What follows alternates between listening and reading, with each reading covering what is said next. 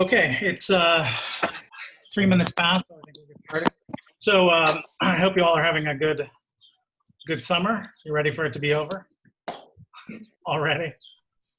So welcome to 203. I'm Courtney Fugate. You can call me Courtney, Dr. Fugate, whatever you like.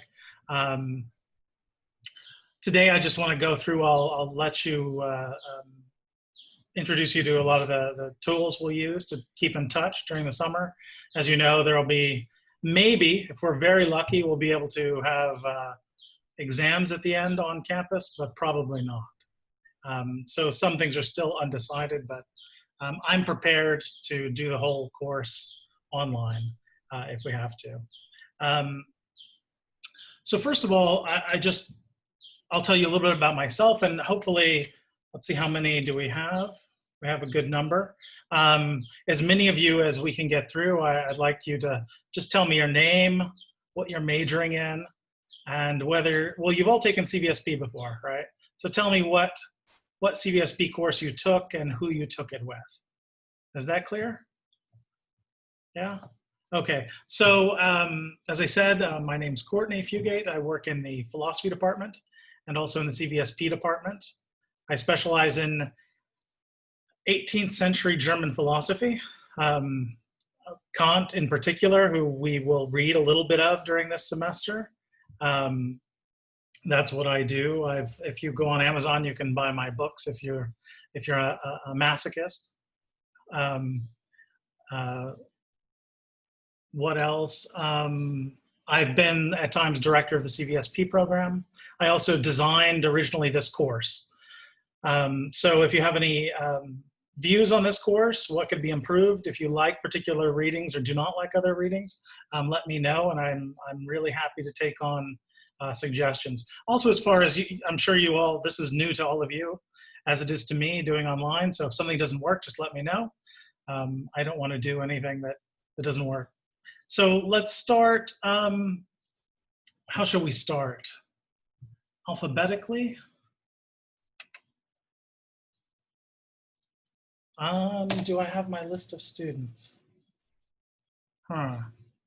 How about we just, no, this is difficult. Does anyone there have a list of the, could you pull up the class list? Any of you? Is that possible? I've got this difficulty. I can't see your names because your video cameras are on. You should be able to click participants on the bottom and it will show you everyone that's in the call. Excellent. Thank you so much.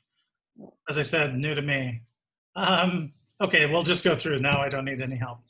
So let's just start at the bottom. Hadi Basma, are you there? Yes. So why don't you tell us about yourself? What's your major? What CVSP course you took and who you took it with? So I'm majoring in economics, and I took CVSP 201 last spring. Okay, and you're a junior, senior? No, my sophomore year. Sophomore. Who did you take 201 with? I took 201 with Eric Goodfield. Eric Goodfield. How was that? It was interesting. Okay.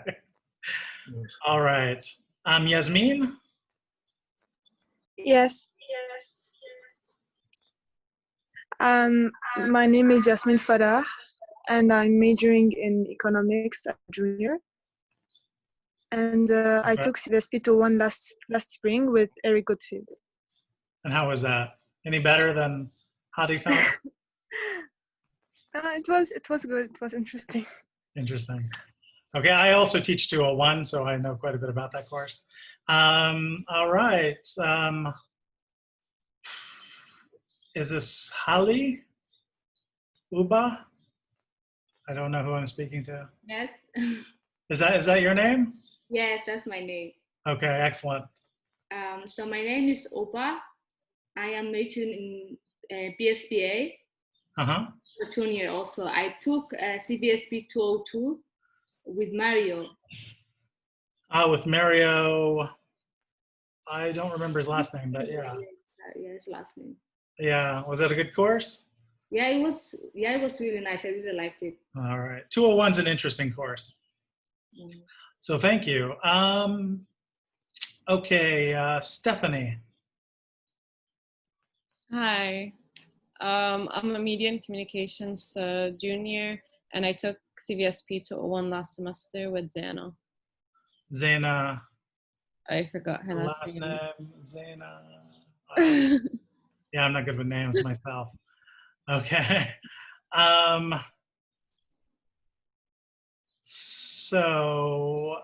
Nadi. Hello, doctor. Hello. I am an econ student, junior student. I took CVSP 201 with Dr. Hayat last week, Hayat. Okay. Excellent. and it was very interesting. Uh-huh. So Daniel. Yes, hi. I'm a math major. I don't really remember the last CVSP course I took, but it was about Odysseus and Gilgamesh. It was about 2 201. years ago. Yeah. Do you have any family members at AUB? No. No. Okay. There's just a lot of new heads in Lebanon. Is that it? Well, I didn't hear you. I know a lot of people with your last name, so I was just wondering. Oh yeah, just There was- some relatives. Relative. But, Yeah. not We have really. an instructor here. An instructor here with the same name. Miriam.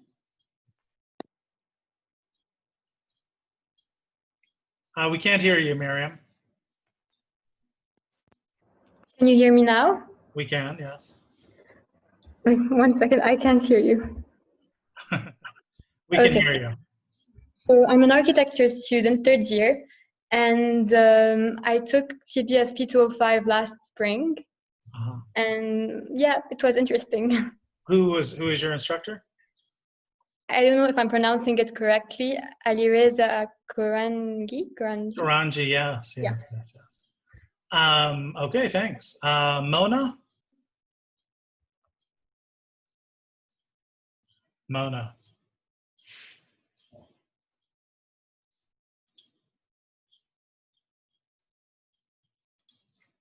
On my list, but not responding.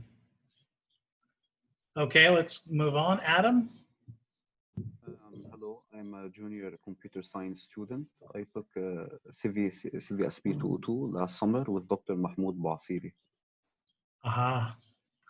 That's a different one. How was Mahmoud? He's a great professor, in my opinion. Good, excellent. We like to hear that. Alexandra?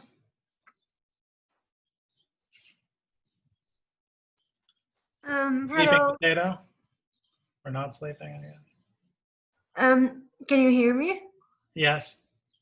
Okay, so I took CVSP 205 with Sam Noehed. Hmm. It was a really good course, so like I decided to take another CVSP class, basically. He was my student at one time. Really? Yeah.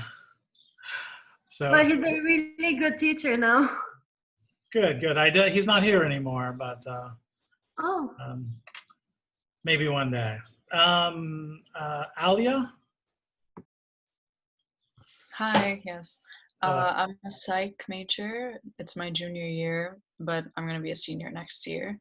And I took 205 with Dr. Sharbil. 205. So what was your favorite text in that course? I really liked, what was it called? I think Gilgamesh, and the last one we did, I forgot what it was called, but yeah, my memory's not 205. great. Yeah, something in medieval. 205, doesn't it? It spans 201 and 202, I think. Yeah. Yeah. Okay. Basil? Yes, hello. Hello. I'm a civil engineering major. I took CVSP 205 with Dr. Ali Harfouch. And yes, that's it. Okay. What was your favorite text? Probably Gilgamesh. Gilgamesh. Everyone loves Gilgamesh. He was a bad guy. You didn't get that? No? Okay. Christoph? I'm a physics major. I took CVSP 205 last spring with Dr. Mahmoud Basiri. I was also a physics major. Really? Yes, really. Physics math, double major. Oh, wow. So why am I teaching CVSP? Yeah, It's a long 18th story. century German. Oh, okay. It's a long story, but one thing I can say is the philosophy of the period. There's a reason I study this period of philosophy, because the century, actually the period we're going to cover in this course begins with the scientific revolution. So, and it's one of the most exciting also periods, both in astronomy and in mathematics. So, you know, if you study math, you've heard of Gauss and Euler and all these people also in physics. They all lived during this period. And probably the philosopher that I spend my time working on Kant is most, sometimes once I taught a course, and when I got to that part, some of my students said they felt like they were learning quantum mechanics or something, because it's very complicated and very technical and very much related to science. So I'll just say that. The rest of it's a long story. Okay. Lama? Hello. Hello. I'm Lama and I'm a psychology senior. And the last CVSP course I took was 2 years ago, and it was CVSP 205 with Professor Sharbil. Okay, how was Charbel? He was amazing. I really liked him. He's very serious, isn't he? Yeah, he is very serious, but like his explanations are very interesting. Oh, good. I'll try to live up to these wonderful instructors. Who have I not? Is there anyone that I haven't? Miriam, did we? Yes, I spoke. Oh yeah. I got you. I remember you. No one has. Is there anyone that I've missed? Hi. Speak up. Yes. Who are you? Hi. Yep. Yeah. It's Suhaila. I studied. This is my last course, so I studied biology and anthropology. Okay. And the previous CVSP course that I took was 201 with Dr. Hani Hassan. And Hani's a very popular instructor, isn't he? He is. He's very friendly. Yes. Okay. Well, great to meet all of you. Was there someone else? No. So we will not always be able to, obviously with 23 people, we will not always be able to have everyone on camera talking. I'm sure some of you will over the semester fall into the background a little bit. I don't want that to happen as much as is possible, but at the same time, it's a bit difficult if we all speak at the same time. But I would like this course. This course is supposed to be a discussion. As you all know, you've all taken 201 or 202 or 205. It was majority discussion, wasn't it? How do you do that online? That's the big question. So what I did last semester, and it worked reasonably well, and I'll continue this semester, is each class that we have live, I'll have someone, a few people, 5 or so people volunteer to turn on their audio and their camera. And that is the way you participate. So try to volunteer as often as you can. We'll try to spread it around, but if you don't volunteer ever, obviously that's going to harm your participation grade in this class. If you have some special circumstances like internet issues that make it difficult for you to participate, we can try to work around that. But I'm sure there are certain of you who will love to be on camera, and there will be others that don't. So We'll do this, and each time at the beginning I'll ask for volunteers to stay on, but whoever's on now can stay on this time because I don't think we're gonna have too much difficulty. Because today we're just gonna go through the technical aspects of the course, and I sent you, I guess many of you did not get the emails I sent previously. Is this the case? You may not know this. I've run into it before, and now I'm running into it again. The AUB filters somehow are rejecting my emails that I send to you. And that's usually if I mention anything in them like Dropbox or Weebly, then automatically it somehow disappears into the atmosphere. It doesn't tell me that it doesn't get to you. And obviously doesn't tell you that it doesn't get to you either. So sorry about that. We'll have to work around it.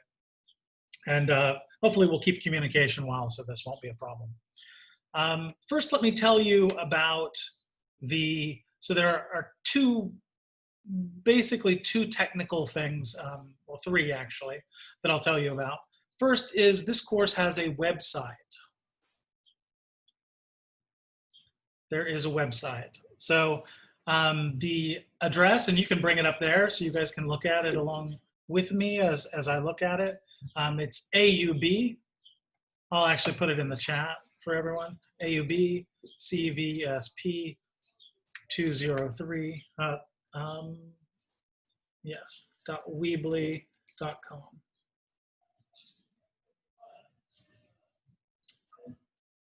Okay. So on this website, so instead of, we won't use Moodle. Don't log into the Moodle. There's no, I've never used it in the past, so we're not going to use it. Things like quizzes and things I've got alternative means for. So the website, everything you need to know will be here, right? On the home page, I need to delete some of this material here. But for the most part, all you will find on the main page, I'll explain this, why this is, and you'll remember. The main page, this used to be used for all the 203 courses. And now recently we've stopped doing that. And since I originally built it, I continue to use it myself. And I have one for my 201 the same way, and that's how I do it. So this home page used to be for all the other courses as well, so it wasn't unique to me. All my information is on this second page here, Zoom classes, grading, contact, etc. That's on this page. But let's go back to the main page because it has some things on it. I'll put the normal schedule here, right? Maybe look at the page design a little bit. Anyone know what this is up here at the top? So I kind of designed everything with this, what this picture is. Can anyone describe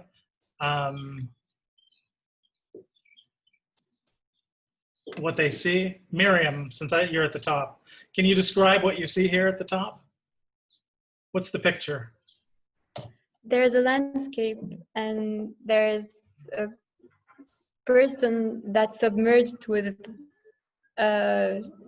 shooting stars. Yeah, so there looks to be a landscape, right? Terrestrial Earth.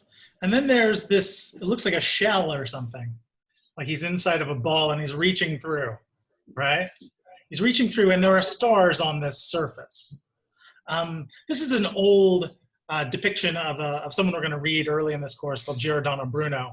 And he's reaching through, I don't know if you know this, but back in the medieval period, before the modern, before even actually at the time of Copernicus, and Copernicus himself believed, but before him they believed even more strongly, that the universe was contained within a sphere, and that sphere was of finite size.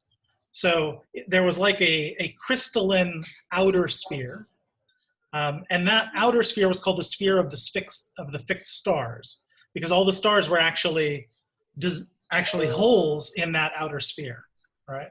So that's how they thought the universe was. It was, according to their measurements, incredibly small by our standards, right? Very small. The Earth was in the center. And Bruno was famous because as a post-Copernican, he believed in an infinite universe, in a universe where our sun is just one of many stars, right? The idea that our sun is a star is kind of a major leap of the imagination. because that meant there could be other Earths and other planets and so on. And Bruno, who is symbolized as reaching through that outer sphere to the universe beyond. That's kind of a symbol for this entire period.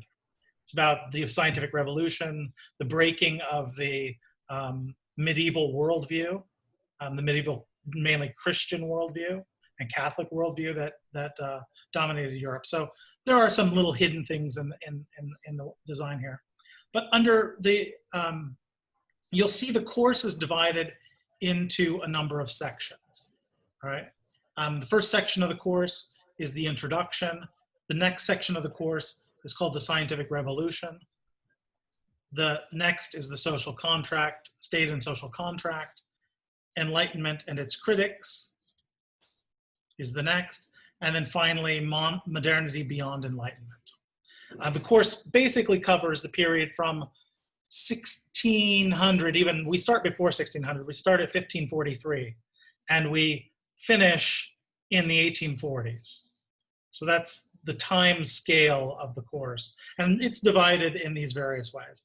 Now, under each of these, you'll find, if you click, so it says Explore Introduction on the website. If you click that, as I just did, and you wait on your very slow internet, you will find a number of helpful, useful things. For instance, you will find short biographies or information about the authors here. You will find in these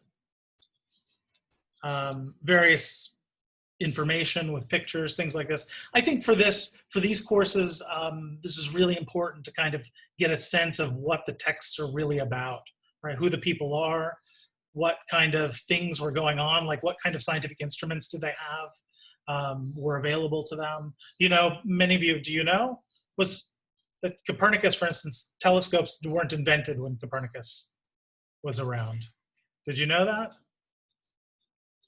No telescopes. So the entire idea of a heliocentric universe, that the center of the universe is not the Earth, it's not geocentric, but heliocentric, was not based upon observation because he simply didn't have the instruments. Later, we'll see Galileo was the first person to use a telescope almost 3 generations later. So anyways, there's a lot of information on these pages about the individuals involved in the text. And each one of those, let me go back, each one of those sections has something similar, right? Also, I've put up some interesting videos from previous lectures on the topics and so on. Sometimes at the bottom, you'll find selected media and aids for further study. This is just if you have some free time to burn. It's not required. Some interesting YouTube videos relevant to this section of the course, things that I found interesting. If you find things that are interesting online that you'd like to share with everyone, just send me an email with them and I can put them on the site if I find they're interesting as well. Okay, so that's what you find on the home section. More importantly, here is the section, as I said, that is usually specific to my class, right? And here's where you'll find much more specific information. So here is, these are, I'm going to get rid of this because we don't usually have a class, we're not going to have a class blog in the summer. Grading, how the grading is in this course. Suppose you'd all like to know a little bit about grading? See some nods? Yes? First thing you want to know about before you hear anything else, so you know whether to click out of here. Assessment in the summer is, as I found last semester, is very, very difficult. Because obviously there's no possibility of having an in-class exam. Usually these courses would have 2 in-class exams, 1 midterm, 1 final. And in the past, I would replace the midterm with a blog post and a presentation. And then we didn't have a midterm, we just had a final. Or yeah, we usually have, 2 midterms and a final is the regular structure. We would have 1 midterm and 1 final. I did that last semester and I found that students were too tempted to cheat. As I knew during the time that I gave them the exam, they all had their WhatsApp groups open And I had some difficulties with having to fail certain students. So I know that is a big temptation for these electronically delivered courses, and even if it's open book, you're encouraged to not work on your own. So what I intend to do is is to use different components this time. So 20% of your grade here will be, as I said, participation through volunteering to be on camera. And so that's quite a large percentage, right? So you're going to want to definitely participate in the discussion. Being prepared, that's more or less obvious, showing up and so on. And quizzes. So there will be some fairly simple, straightforward quizzes that I will give you throughout the course. They will be administered. I'll show you the tool for administering those later. But that all, and any other kind of random writing assignments I give you, all of this will fall under this 20%, right? The next 20% are textual annotations. I'm sure you'll ask yourself, what in the world is that? All it is, it's very simple, and I will make a video specifically for you to watch about how to do those annotations. But essentially, my goal in this course is to get you to read. That's it. And your goal in this course should be to read and to think about what you've read. You don't need anything outside of this course. If you took 201, you probably know it was the same way. You don't need to be someone who can quote secondary literature on Gilgamesh or anything. You just need to read Gilgamesh, enjoy it, understand it, have some intelligent thoughts about it, and be able to talk about it in that way, right? No one is expecting, these CVSP courses are not about turning you into, experts who know everything about these texts. It's actually about the struggle of coming to terms with these texts, learning how to read this kind of text. I think many of you don't know how to read these kinds of texts. That's why you're in this course. You'll develop skills, and so you're not going to do this perfectly. And really all I'm looking for is kind of an honest effort. So how do I guarantee that you read? Well, my idea here is each of you will have an electronic reader. Let me share you the, let me do that real quick. I'm going to share the reader with all of you. So all the readings in this course will be, all except for one, will be found in a PDF document, which is the reader I'm referring to. And I'm going to send you a link to that reader right at this moment, as soon as I find it.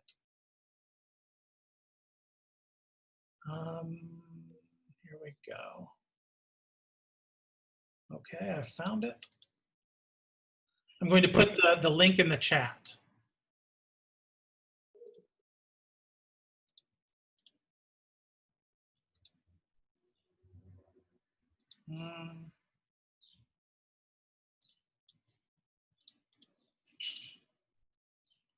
There you go. Someone want to try to download that for me?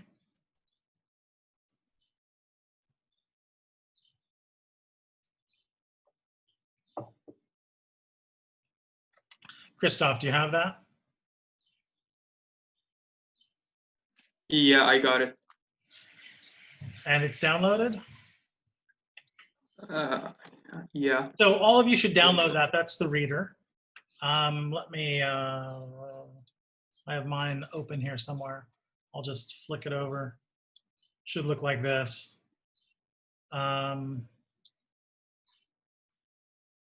This is the reader. All the texts, except for the last text. We'll talk about that though when we get there. So this reader, when you download it, the second component I'll talk about in a little bit is the Dropbox. I've shared all of you, I've invited all of you to share a Dropbox folder with me. And I want you to put your reader in that folder. And now you can edit that reader as you like, right? So you can put notes in it if you have just Adobe, regular Adobe Acrobat. I have Pro, but you don't need Pro. And you just hit comments. Then you'll see at the top of your Acrobat that you have all these tools. Like you can make a sticky note, for instance. Type things, type away, and your sticky notes there with notes, right? You can highlight things. You can mark things out. You can do any number of other things, right? Marking up your text. And suppose you did this, right? When you did 201, you did this on your paper copies of Gilgamesh. You marked things, you highlighted, you maybe wrote things in your margins, right? Questions, you mark things you didn't know. Is this true, Christoph? Is this what you did? We didn't do that. You didn't do that. Well, you're going to do No, that in this course. Okay. That's a good way to read, right? When you're reading, you need to mark up and use your text. Your text is a tool. Sometimes, you know, as a scholar, as a person who does this full time, I could pull out any number of books that I have. I have like 3 copies of some books because I have so marked them up and used them that they fall to pieces, right? Because they are tools. So you mark them up. When you've marked up a text, it's a great tool because when you return to that text and say you're studying for your exam, you, for instance, can mark stuff like, I don't need to read this again. You can strike things out. I do things like this all the time. Go and hit, I didn't want to highlight. That was the wrong thing. Take something and I did it again. There we go. Take something and strike it out. Meaning I'm never going to read that again because I've judged that it's not important in this text. It's just filler. And that way I don't waste my time later when I look back at the text. Right? So I mark the things that are important. I mark the things that are unimportant. I put in information that I need. And so you can mark up a text like this, right? In fact, I started doing it here with my own copy. You can see the kind of thing, and you have your own method here, right? So I've got sticky notes, things like questions. Sometimes I just summarize what he's saying there and so on. I've underlined certain things. Usually here, this is unneeded, so I might mark this out and so on. So when you're reading, what I want you to do is to mark up your copies, right? And you keep them in the Dropbox, and every Sunday, so you'll have plenty of days after our courses, right? So our course goes Monday through Thursday. And you have Friday, Saturday, Sunday to make sure that your copy of your reader is in your Dropbox folder with your markups saved. And that way I can check those. And I can see that you're keeping up with the reading. The reading will not be that extensive. The reading's very difficult in this course. Sorry, it's the way it is. It's the way the period was. But there will not be nearly as much reading as 201, you'll say. But sometimes there'll be a little more reading than I want you to mark up because it would be too much. But I'll give you an idea. So this is the idea of the annotations. I'll maybe I said I'll make a little video about that to clarify. But let's get back to the website. Grading scheme. So 20% of your grade is those markups. Now you might ask me, how marked up does it have to be? You're all wondering, what is a good markup? What is a bad markup? For the textual annotations, it's just you did it the week or you didn't. If you did a decent job, I'm going to mark you as full credit for that week on your annotations. If you didn't do what looks like a decent job, then I'm not going to give you full credit for your annotations, right? We'll have one for every week. So, if you miss one or something, it's not going to kill you by any means. But it will help you, right? It'll help you make sure that you've kept up with your reading. And hopefully it's a skill you'll learn. Every professor I know does this with their electronic texts, because this is the way to deal with these kinds of materials. And it's very helpful, as you'll see. And maybe you'll apply it in other courses. So any questions on that so far? No? So these two components. Video project, I know that sounds daunting. 10 minutes. I'm going to ask each of you to make a 10-minute video about some topic in this course. But I'll tell you more about that later. And also we'll use the Dropbox. That's another reason to have the Dropbox, so you can just put your video into the Dropbox folder and I automatically have it, right? Essentially with the Dropbox, it's like we share a folder if you've never used it before. If you upload something to it, it's uploaded to my computer automatically. If I upload something to the folder, it's uploaded to your computer automatically. So please don't put anything in that file that you don't want me to see, yes? And a final exam, 40%. The final exam will be an oral exam. So this is my way around, try cheating on an oral exam. Unless you've got a friend who's a good puppeteer, I don't think you can do it. I actually, my background, I got my PhD in Leuven, in Belgium, in more or less the French system. Every exam I had as an undergraduate and as a graduate student, they were all oral exams. So I'm gonna try this. What does this mean? It means that I will give you all a question, each of you 1 or 2 questions. I'll email it to you. You'll all have different questions. You'll have a certain amount of time. And then you and I will just one-on-one have a chat for 10 to 15 minutes. I'll ask you you can tell me your answer to the question, and then I'll ask you some questions, and then that's it. Any questions about that? Have any of you ever had an oral exam before? Yes. No? Yes, how was that? It was a bit difficult because like it was cognitive stuff, so like we had to, what did you think of the format of an oral exam? it was unusual, but like I coped. Yeah, well, I'm very friendly, so it doesn't, it shouldn't be as bad as when I was, you know, of course in the French system, the professors have to be as stern, and they don't smile. They don't give you any clue whether they think you're an idiot or not. They pick lint off their coat while they, you know, stare at the wall while you give your answer. And then sometimes they give you a good answer, sometimes they don't, or a good grade, and sometimes they don't. So if you have any further questions or concerns about the grading scheme, it's fairly simple. I want to make it simple for the summer.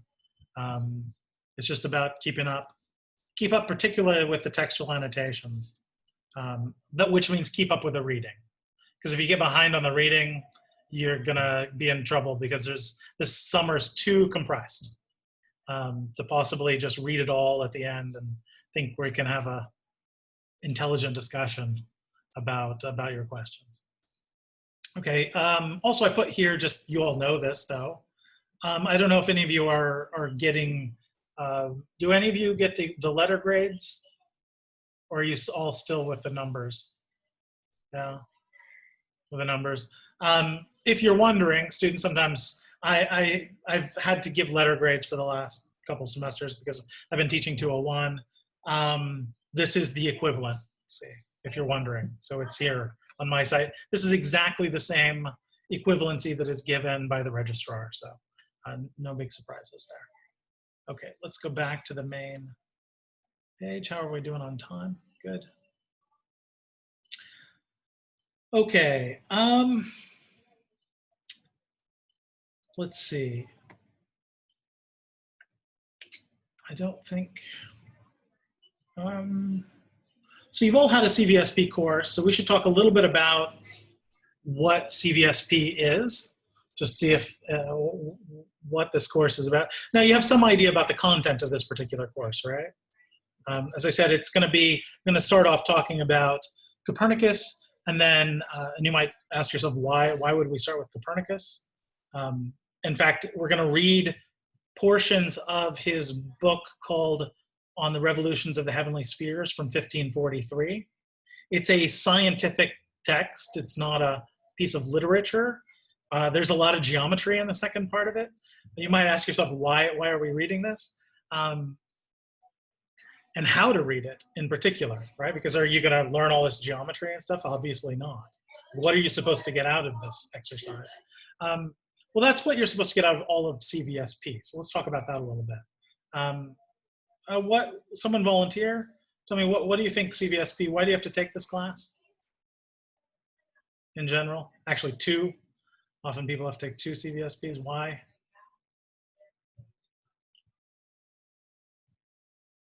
I can call on a volunteer.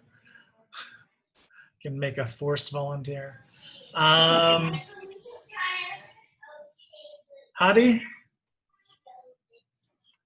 Yes. You're awake? Yes. Yeah. What is a CVSP course? Why do we have to take these things? Why do I have to teach them? We have to teach CVSP because they allow us to understand more about literatures, and it's a way of analyzing text and civilization without being all about philosophy, but including them also. It's like okay, the relationship between literature, philosophy, civilization development, and knowing how to read them. Okay. Mona? Are you there? Yes. Do you want to add anything to that? No, I think he's right. It's a way to better analyze text and understand readings related to these topics. Why not take them in, as you said, literature? Why not take a literature course? I feel that it's more that this course helps us to focus more on it's not only about literature, it's about other things too. Mm-hmm. Sure. So that is something weird about CVSP courses. They have texts of all different kinds. Now, in 201, for instance, some of you not only read literature, right? It's hard to call. It's not perhaps accurate to call Gilgamesh literature. You might say, what? Obviously, it's a story. But it wasn't like when we think of literature, we think of something written within a certain tradition that was intended to be, for instance, a novel or a short story. Or we think of literature as separate from, for instance, religion or politics. And literature is literature, right? Whereas something like Gilgamesh, was it literature in that sense? Not at all. It was religion, it was politics. Gilgamesh was eventually deified and praised. It was part of their culture. No one read it, right? You probably learned that. Gilgamesh was an oral story. The only reason it was written down was because it was probably being lost. So it had been around for thousands of years as something that was sung basically during parties and festivals. Right? That's what Gilgamesh was. So it wasn't really literature. But then you read Herodotus' history, maybe Lucretius, which was kind of early science a bit. We'll see this particularly in this course. We've got a real mixture between literature, scientific text. The first text we'll read is a scientific text, right? People rarely look at these. Why look at that? So CVSP it's not really about doing anything that you do within specific departments. It's about seeing all these texts kind of and approaching them with the idea of seeing what is their significance for us as generally just as human beings. Right? CVSP, what we call CVSP is a core of what was traditionally called the liberal arts. And still you've seen that phrase, right? Liberal arts. Does anyone know what the liberal arts are? Why is that? What's the reason for that title? Oh, someone has their, oh. Are people using the raise your hand function? Let me see. Sure. Yes?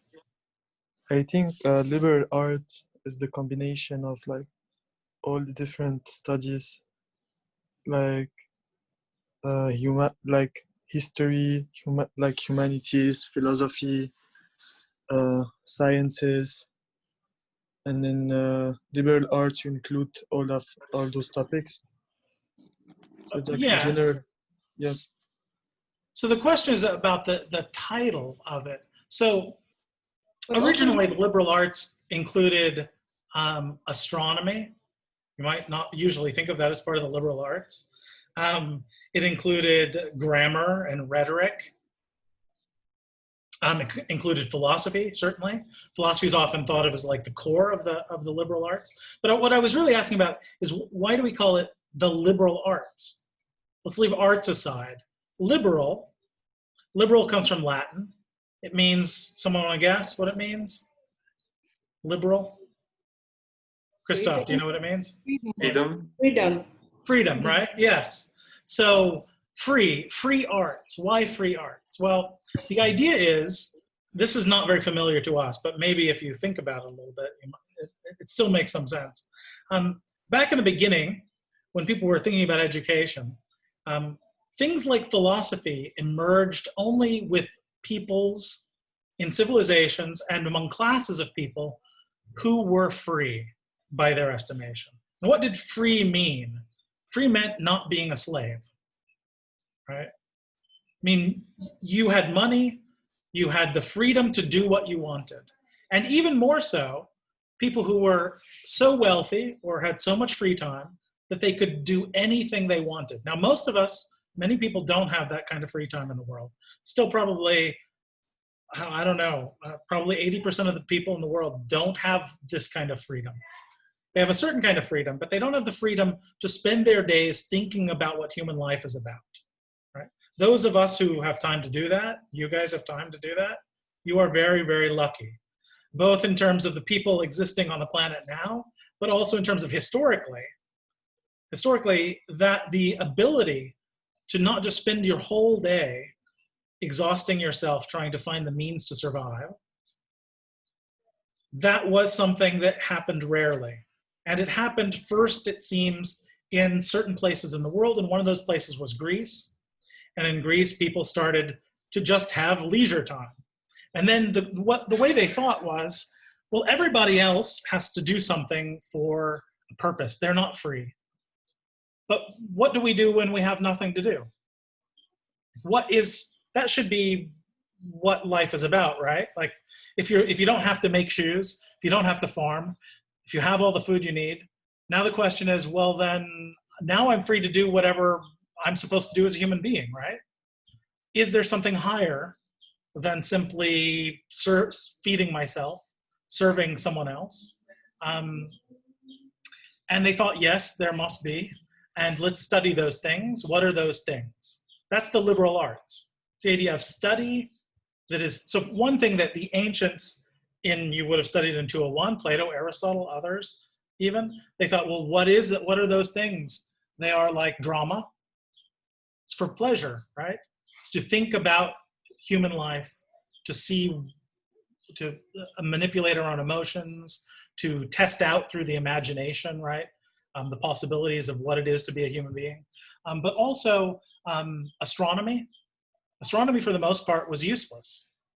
It always had some use, for instance, in determining when to plant your crops and so on.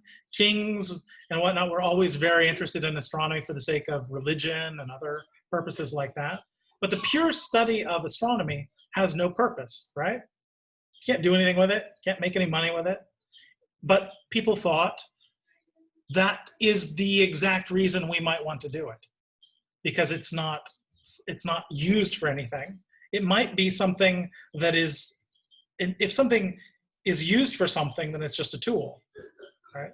Maybe whatever is going to be the best and highest shouldn't be something we use for something else. It shouldn't be a tool for something else.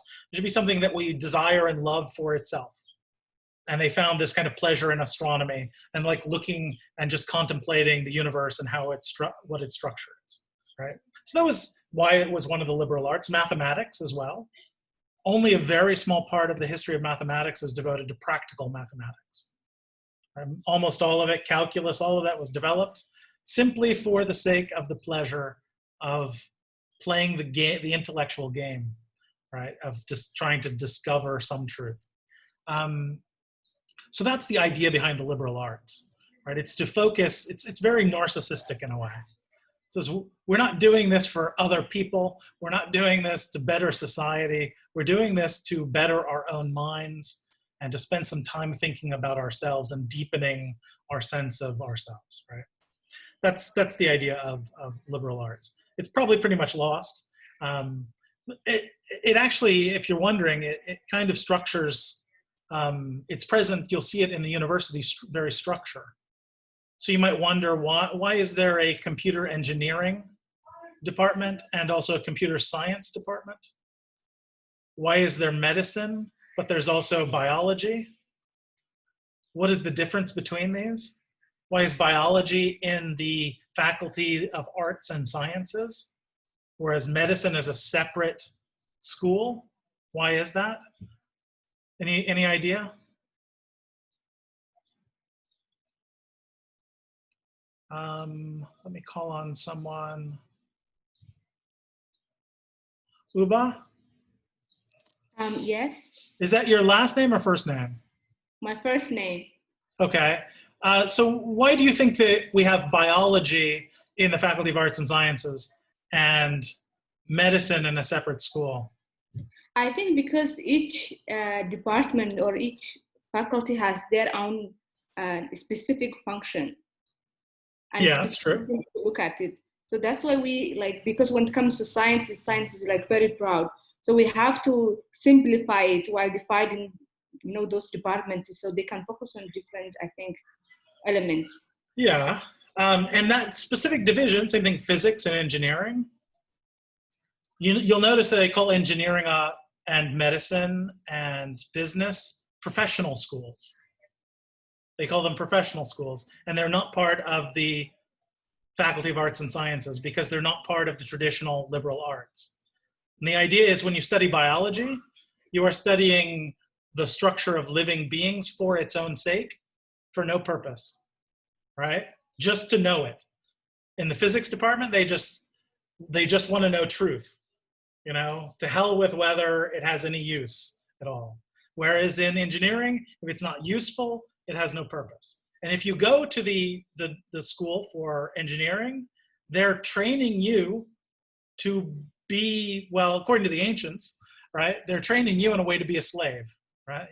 To give a service to someone else. You are learning to serve other people.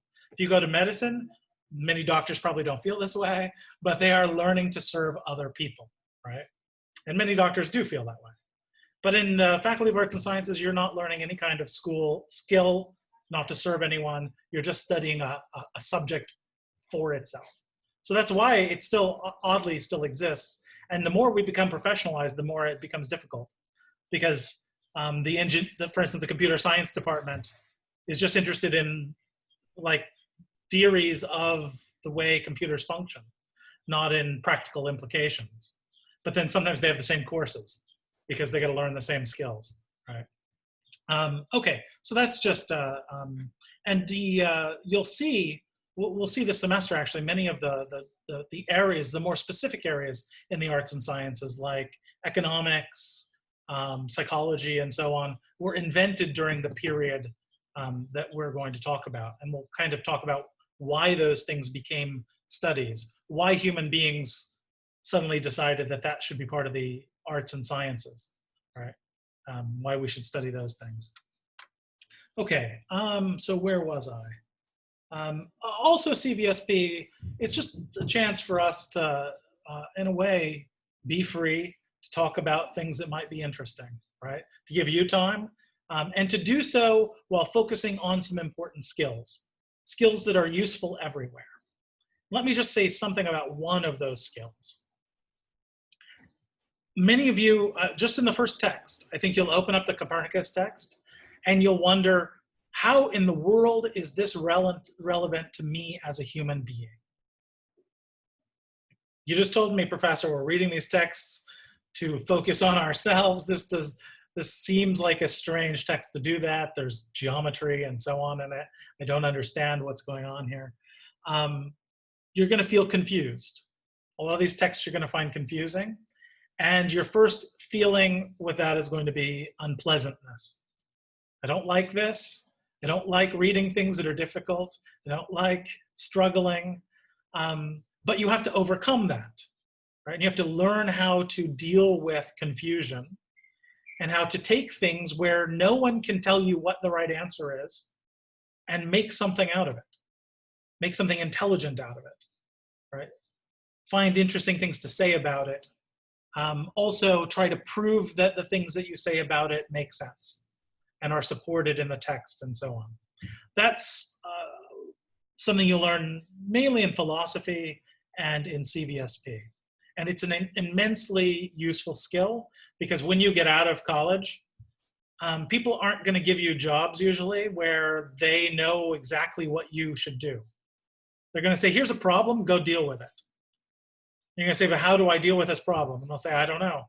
That's why we hired you. You're supposed to be smart. You should be able to figure out the chaos yourself, right? And come up with a solution that works and so on. That experience, you can get it in lots of ways, but one of them is thinking about difficult problems, thinking about moral problems, thinking about all the kinds of things that we're going to talk about in this course, right? Seeing that there's no simple answer and seeing that there are lots of possible answers, but some of them are better and some of them are worse, and why some are better and why some are worse and so on. So we're going to talk a lot about these kinds of things in the semester, and that is a skill you'll have to use, right? Cutting through the bull and getting to what is essential. Another key skill. Just when you're annotating your text, like I was talking about annotating on here, here you're being presented with something that you have to decide what's important and what's not important, right? You have to prioritize. You have to, once you find a sentence that's important, some particular sentence, right? Then you have to decide how to analyze that particular sentence, right? How to understand the individual words within that sentence and how to put them together and to build up an understanding of the text in that way. So these are all really important, useful skills. Also communicating verbally. We'll practice that in this course, particularly in the oral exam.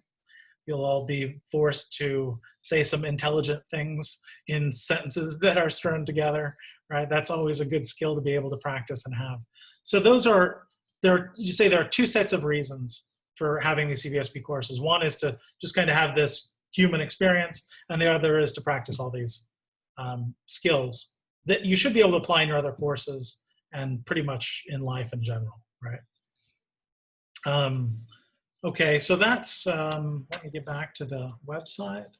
Any comments or questions you might have? Let's go back to the syllabus. I'm not going to talk about stuff about cheating and plagiarism in this session. I'm going to give you a video to watch on that. So I don't have to bore you with that at the moment. Okay, I think that's also on the, of course, on the syllabus here. You see the syllabus on the website. You'll find information about non-discrimination and special needs and who to contact for that, accommodations and all that information, right? So that's all there available for you as well on the website. Let's go back to this page. If you need to contact me, you just click contact. If I were to ever have office hours again, if that's allowed, this is where you would find me, but otherwise you can fill in these fields and send me an email, or you can just send me to my Gmail, right? I've been communicating with all of you on my Gmail. That's my preferred email. So try not to send anything to my CF09 email if you can. Avoid that. Okay. Okay, so you'll learn also, so you're probably, some of you are wondering about this quiz platform I'm going to use to give you quizzes. Essentially, I've got it built in when you watch I'm going to send you a link, or I'm going to show you where. I'll show you right now. Should be up by now. After this class, I want you to I didn't publish it. Publish.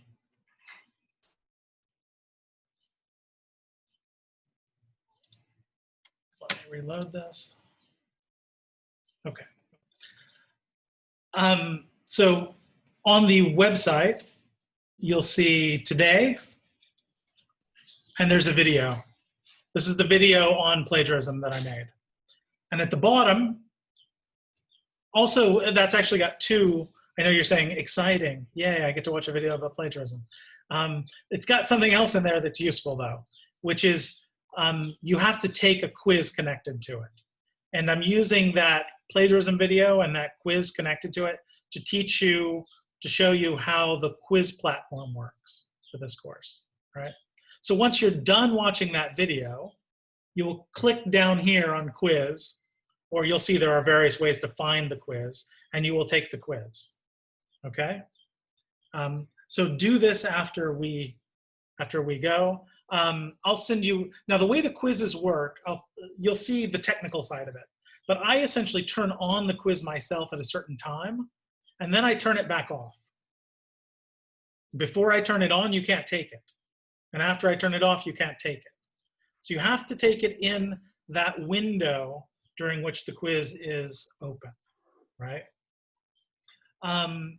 If no one has any objections, I will open up the quiz today at 6 p.m. and leave it open until 8 p.m. Does anyone have a problem with that? If you do, let me know. I'll answer your question in a minute, Uba. Is that no objections? Anyone in the chat or on video? That works for everyone, 6 to 8? So you have to take the quiz in that period. It's only 6 questions, should take no more than 3 minutes, right? But you have to watch the video first. Okay. In the chat, Uba says, what about religion? Do you want to say what your question is there? Yeah. I asked you before when we were talking about liberal arts and the fields like mathematics. I was asking if religion was also a part of it. Well, the study of religion. Yeah, religion itself is not. Yeah, you have philosophy of religion, you have actual religious biblical studies, and you'll notice that is very different from religion itself. And in a religion, you're kind of not free either, right? You're supposed to be obedient in most religions. But so it can be somewhat shocking that I have lots of good friends who are who study, for instance, biblical studies. Some of them are religious, some of them are not religious. Even the ones who are religious, though, because it's a study simply devoted to like the freedom to think about it, they say many things that you would be shocked of anyone who's a believer saying, right? Because they take it from a different dimension, a different point of view. They may still be believers, and then they say things like, but Christ was just this Jew who lived in a certain period and believed that the world was ending. And you say, but wait, how can you say that? You're a Christian. And they say, well, that's what that's what the science tells me. The science of biblical studies tells me. But somehow they've worked that out in their conscience. I don't know how. But that does show the difference. There's an interesting difference there. Also in philosophy, there's always been the study of what's called natural. So we often distinguish revealed religion. If any of you did some 202 stuff, CVSP 202, there's a religion that's based upon, essentially you've got the idea of prophets or people who have been given special information from God. And that anything that's, you can study that, right?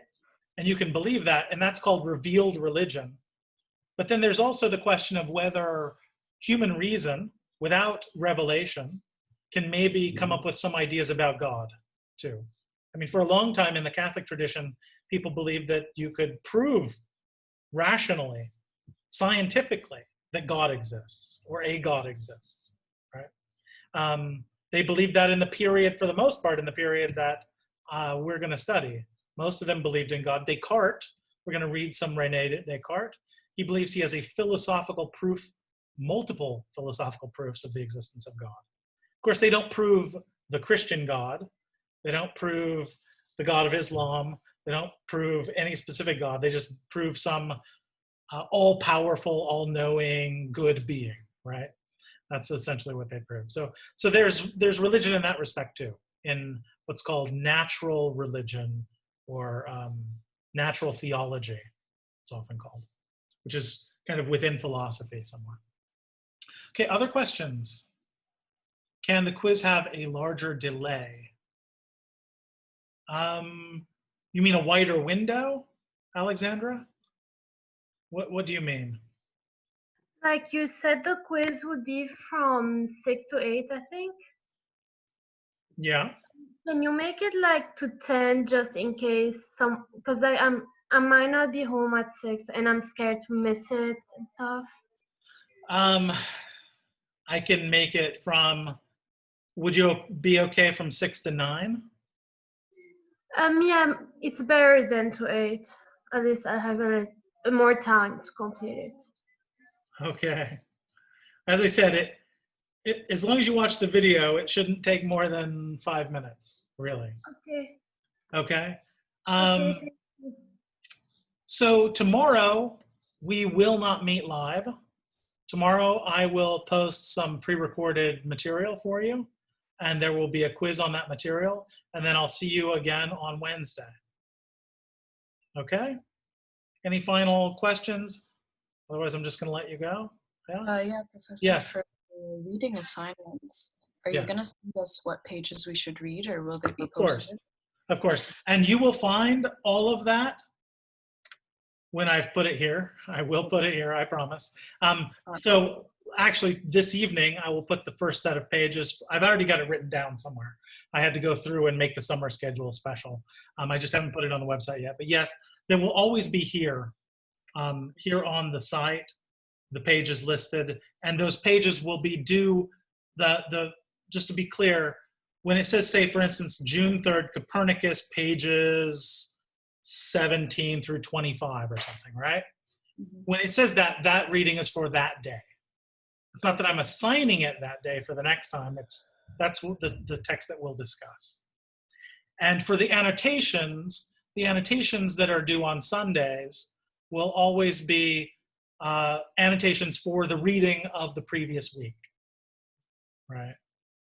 So for the pages that were assigned. Dropbox, did I need to, all of you got invitations to Dropbox, correct? Are there any questions about that I can answer? Did most of you open it and share it? So the way to let me know that you're with me on the Dropbox issue is, now when you download your reader, put your reader in the Dropbox, and then I will see it, and I'll have 23 copies of the reader in my hard drive. Thank goodness I have space. All right, so I will see you all on Wednesday. Email me if you have any questions. Thank you. Sure. Thank you. Enjoy. Thank you. Thank you.